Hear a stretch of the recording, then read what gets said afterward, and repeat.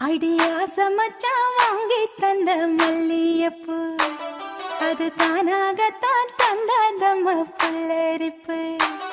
அடியாச மச்சான் வாங்கி தந்த மல்லியப்பு அது தானாகத்தான் தந்தாதம்ம புல்லரிப்பு. ஆச மனச தூண்டி அது மாமை நினப்ப கூறும்